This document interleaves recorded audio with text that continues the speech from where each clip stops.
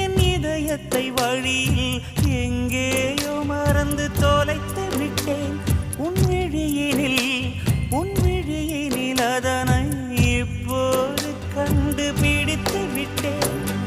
இதுவரை எனக்கில்லை முகவரிகள், அதை நான் கண்டேன் உன் புன்னகையில் வாழ்கிறேன். நான் உன் மூச்சிலே